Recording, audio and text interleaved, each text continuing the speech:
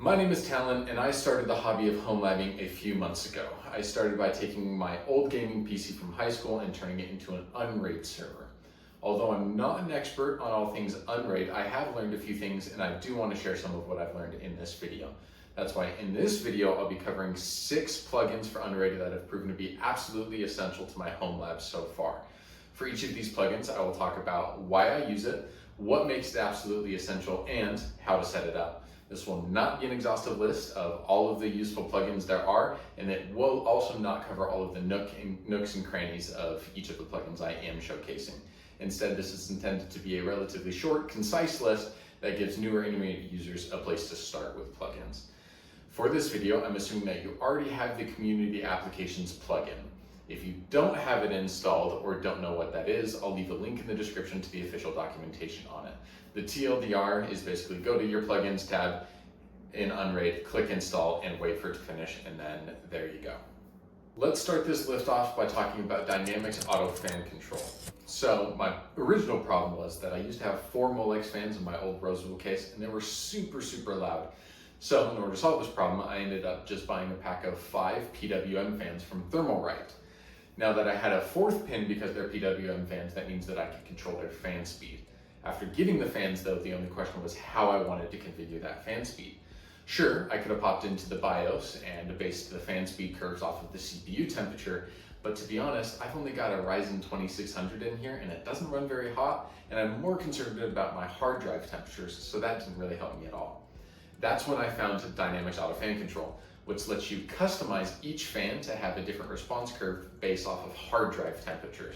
So you can set minimum speed values, you can set drive temperature thresholds for when fans should ramp up and ramp down, and also set refresh intervals for how often it's going to check for temperature changes. So let's get into the setup of this plugin. Install this plugin, go to the Apps tab in Unraid and search Dynamics System Auto Fan. And then you'll want to install this one by Bergware. I guess it's Dynamics System Auto Fan right there. And then you'll just hit this install button and wait for it to install. Once it's done installing, it should be pretty quick. Once it's done, simply hit the done button and then go back to the plugins tab and we should see it there. So if we go back to plugins, we now see Dynamics Auto Fan Control right here. Next, we'll want to configure it. So to do that, simply click on the little logo here and it brings up this configuration menu. So the first thing obviously is we want to enable the fan control function. And then next we'll have to select our PWM controller.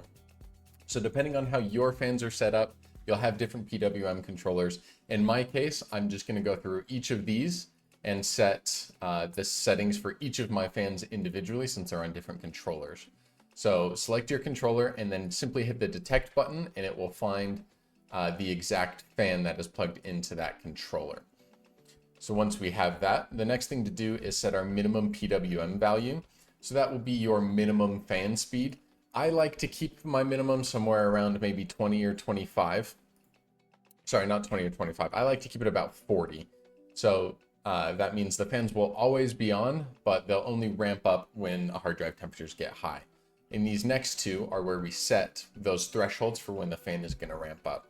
So this low temperature threshold is how low the hard drive temperature needs to be in order for the fans to spin back down. So I do like to keep that around 35. That's a pretty safe operating temperature for hard drives. Obviously, if you have different hard drives with different temperature ratings, you'll want to adjust these according to your setup. Particularly the high temperature threshold. So the high temperature threshold is how hot your drives have to get before it triggers the fans to ramp back up. So I like to keep this around 42 degrees Celsius. Unraid starts giving you errors at about 46 degrees. So I like to have it a few degrees lower than that just to give time to not get close to getting that error from Unraid. And then this setting right here, this refresh interval, is how often this plugin will check the drive temperatures and adjust the fans accordingly. So 5 minutes always seemed a little bit long between checks to me. So I usually set it down to 1. So every minute it will check. And then finally we have exclude drives. So depending on your setup, you might want one fan tied to the drive temperatures of 2 drives particularly, because that's where those drives physically are right in front of that fan. In my case, I like to keep everything simple and just have it all tied together, so I don't exclude any of my drives so that all my fans basically have the same exact configurations.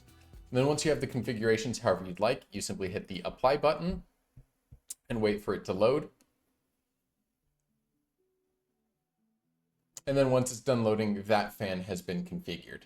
So then go through all of the different fans that you have and configure them how you would like, and boom, that's how you set up this plugin. It's been super handy for me and I've liked it a lot. Next up, we've got dynamic system temperature. And yes, it is made by the same person as the last plugin. This plugin is great for getting more information about how well your system is running, particularly temperature-wise. It lets you see motherboard and CPU temperatures as well as fan speeds for all of your fan arrays. It adds this information to your Unraid dashboard, so it's in the same spot as all of the rest of your information, making sure that you can know whether or not your system is running too hot. It's also dead easy to set up. As before, head over to the Apps tab, and we're going to search this time for Dynamics System Temp. And then we're going to want to install this one. Again, it's by Bergware. You can hit this install button, hit OK, and then wait for it to download just like the last one. Once that's done downloading, hit done, and then go back over to your plugins tab. And we should see here now listed the Dynamics System Temperature. So it's got a little thermometer icon here. And in order to configure it, just like last time, we click on the little icon. And then this brings us into the configuration page. Up here for the available drivers, you're going to want to just hit detect. As a note on this one and the last plugin, it won't work with all versions of the hardware. That's just not something that the developer can do. But I'm using off-the-shelf, just consumer hardware, and I've noticed that it works just perfectly fine with all of the things that I've got. So after you hit detect, you can hit save. Make sure that it saves that driver for getting your temperatures. And then in each of these drop downs, so for processor temperature, you'll want to make sure that it is correctly choosing CPU temperature. For motherboard, you'll want to make sure it's doing MB temperature. And then for the array fan speed, I just have it for both of my fan arrays, I have it checked. And then whenever you're done, just hit done. So that means over on your dashboard page, you should now be able to see when it loads. Yep, right here. So we see motherboard temperature, we see processor temperature, and then we also have access to our fan arrays and their RPMs. So that is the second plugin. It's great for just getting some insights into the health of your system and make sure that it is running optimally and that you're not overheating. Next, let's talk about GPU statistics. I know that so far, all of these plugins have been heavily focused on getting more system information and better control of your system. But trust me, adding this functionality early on is crucial to having a good experience with home labbing and running a home server. Besides, this list is an essential plugin list, not a super flashy plugin list. GPU statistics does exactly what you think it does. If you have a GPU in your Unraid server, this lets you see information about it. Temperature, memory utilization, bus speeds, clock speeds, power state, and all kinds of other information, and it's also super easy to set up. Installing GPU statistics is as easy as installing the other two plugins, so simply, again, go to your Apps tab and search for GPU statistics. You'll want to install this one by Berserk, so again, just hit this install button, wait for it to download and install, and then hit done. Then go back to your plugins tab, and as before, you'll see it listed among the other plugins that you have. And to configure it, just hit that little icon as before. And this is the configuration panel. There's a lot more here, but it's not super complicated, so let me walk you through it. So first, you're going to want to select which unit or units are your GPUs. So I just have an old 1066 gigabyte in my server, so that is the only one that I'm going to be monitoring, and I'll just check that box. I like to see my temperatures in Celsius, and then I just leave this automatic UI refresh the same. So as before, in the dashboard page, there'll be a new section, and this is just how often that section automatically refreshes. Every 2 seconds is totally fine for me. And then on these sections, these multiple vendor section, you want to go through and see which of these you want to actually see. Some of this might be clutter for your use case. I like to just keep the default so I can see everything regardless of what project I'm working on. And since I have an NVIDIA GPU, I'm going to keep the encoder decoder utilization and the throttle status marked to yes. And I'm going to turn the Intel specific and the AMD specific ones off by simply selecting no. That's just because I don't have them, meaning I don't have an Intel or an AMD GPU in here. So I just like to set everything like this to no, just to make sure there are no conflicting issues that pop up with having them set to yes. And then whenever you have it configured the way that you would like, simply hit the apply button and give it a second to apply those settings. So now when we go back to our dashboard page, you should be able to find a GPU section. And then when this loads all the way, it will kind of show all the information, but you'll see this GPU section that gives you all of that information that we just covered. So it's really handy to make sure if you are using a GPU, what apps are using it, whether it's throttling, what its clock speeds are, its temps, all of those things are super important for all of your components. So if you have a GPU in here, GPU statistics is super, super powerful. Okay, so now let's talk about something that's not just getting more system information. This plugin and the next one are absolutely crucial for managing community applications in Docker containers. App Data Backup lets you automatically create backups of all of the app data for your Docker containers. This recently came in super handy for me when my Authentic database got corrupted. Instead of having to reconfigure everything and create users again, I was simply able to roll back to the backup that I had and everything worked great. If you haven't gotten your feet wet with Docker containers in Unraid, don't worry. Setting this up first is still a really, really good idea. If you would like to see a video like this, but with essential containers in Docker for Unraid, please let me know in the comments down below. Installing this plugin is as easy as the other ones, but there's a little bit more of a complicated configuration process. So as before, just go to the apps page and then search App Data Backup. You want to install this non-beta version by Robin Cluth. So again, as before, hit install, wait for it to download, and then hit done, and then go back over to your plugins as before. And once it loads, you'll be able to see App Data Backup. Where to go? Right here, App Data Backup. And again, just click on the little shield icon and that will take you to the configuration page. So this one is a little bit more important that you spend some of your own time with it. Make sure that you understand what it does, how to use it, and things like that before you fully rely on it. Essentially what it's going to do is just take a backup of all of the app data of any of the apps that you have installed.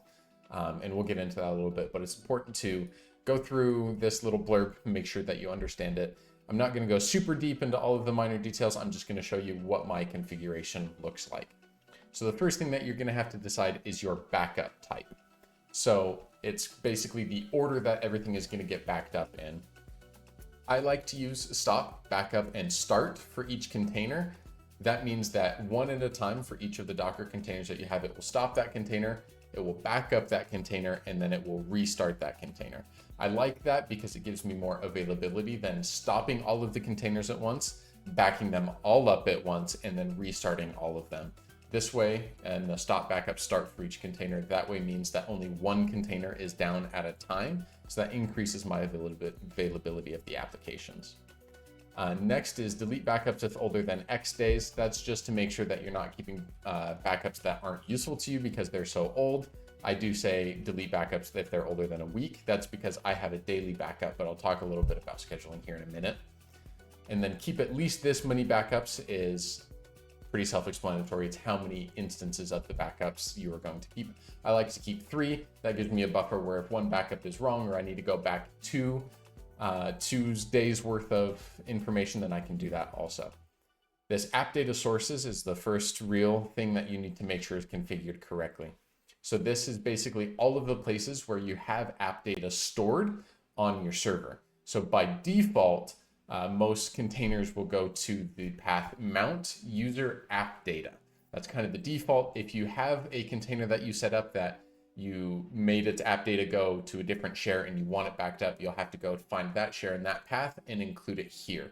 In my case, because I have the default and I just have most of my applications go to the default, and I also have a cache, I have to include the path mount cache app data. And that's because I have an SSD cache where app data goes to first before it gets moved to my hard drive array. So those are the 2 that I need, but it will be important to go and find where all of the paths for your app data are that you want backed up and include them in this list.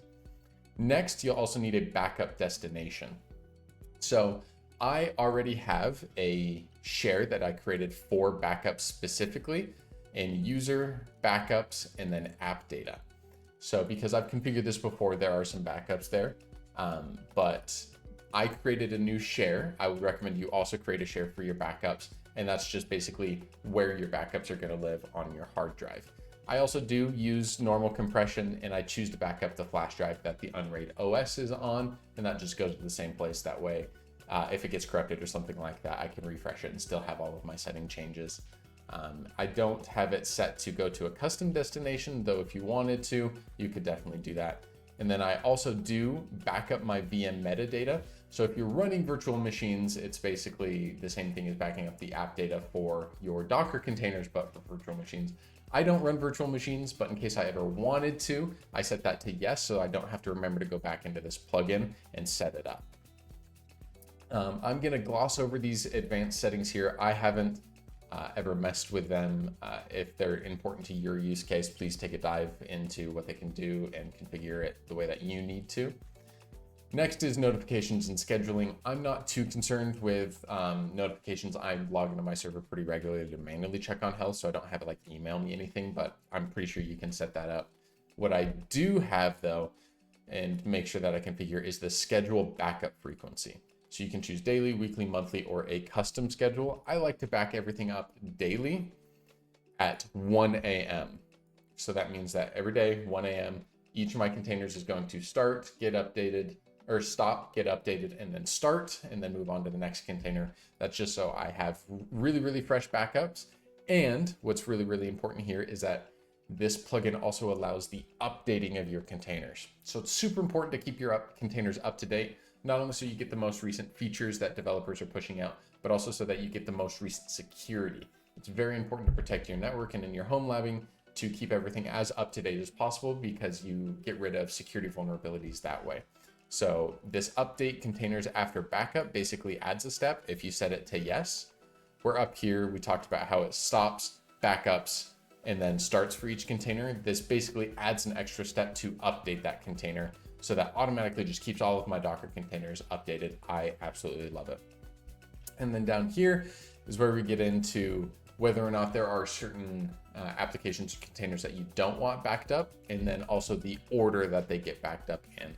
In my case, I want everything backed up, and the start order doesn't matter too much for me because I set it as a 1 a.m. refresh time. So that means that most likely no one is going to be using any of these services at 1 in the morning. So I'm not too concerned about when a container goes down and goes back up. So I just keep the default order here, and then just make sure that everything that I have, all of the containers that I have, are not skipped. And then all the way at the bottom, here are two sections I haven't messed with at all. You can add your own custom scripting and a couple of other things like that. I haven't bothered with this for my setup because it's not necessary. But if you're using these for something, I would love to know in the comments what you use these scripting or these sections for. And then it's also very important, up here at the top, there's this restore page. Familiarize yourself, please, with this restore page. In the event that something goes wrong, this is where you're going to go to restore a container's app data. As they say, a backup isn't a true backup unless you've actually restored from it. So please take some time also to familiarize yourself with this restore process. But once everything is configured the way that you like, just make sure that you hit this save button down here at the bottom, and there you have it. You're going to have scheduled updating and backing up of all of your apps, and then of course you need the other configurations that you set up. And it is super, super awesome for just automating one of the necessary parts of maintaining a server. This next plugin is great for making sure that your system doesn't get bloated and dirty with a bunch of useless app data. It used to be super annoying whenever I decided to delete a container, uninstall it from my stack, and have to also navigate to where that container's app data was living and manually delete that also. This plugin makes it super, super easy to simply delete all of the app data for any containers that you don't have anymore or that you've decided not to use. Obviously you can choose, but more on that in the configuration.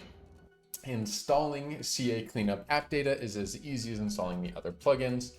So you're just going to search app data cleanup and then install this one by Andrew Zadowski. I think that's how you pronounce it. Again, just hit install, wait for it to do its thing. And then when it's done, hit the done button. and then move back over to your plugins tab.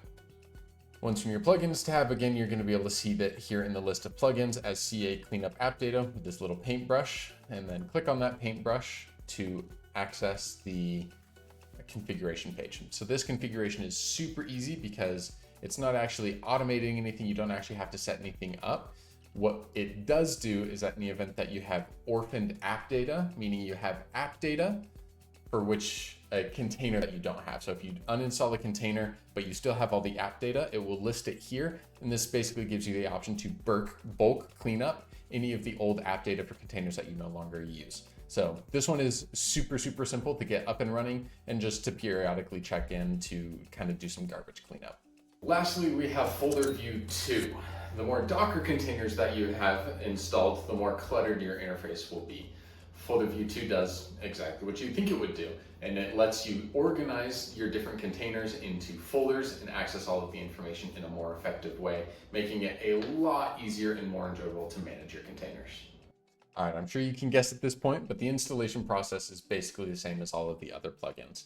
Just look up folder view 2 in the search bar in the App Store, and then install this one by Vlado Portos, and however you pronounce that name. Just hit install as before and let it download the plugin and install and do its thing.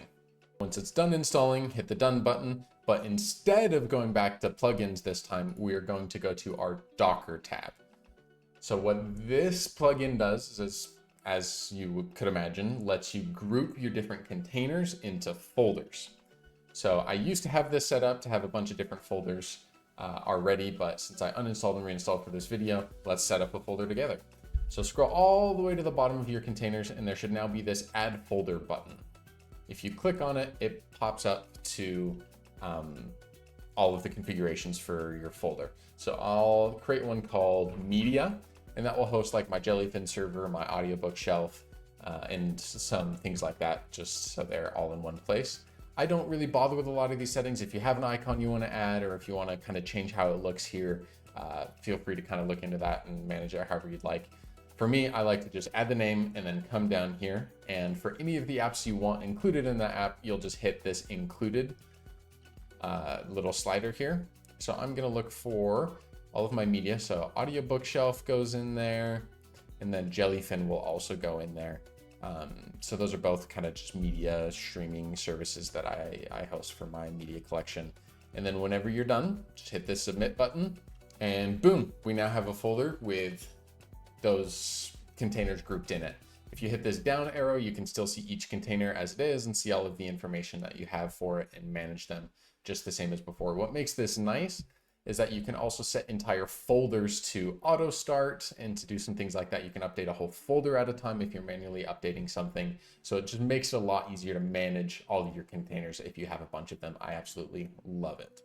That's it. 6 essential Unraid plugins for beginners. Obviously, there are so many other more useful plugins out there, and many more than I'm sure that I even know about, but hopefully this gives you a good place to start. I hope that you learned something from this video and that it helped you with your home server and getting into this hobby. If there are any other plugins that you use or considered essential in your setup, please let me know in the comments down below. And if you liked this video, please consider giving it a like and subscribing for more content like this in the future. I'll see you in the next one. Ciao.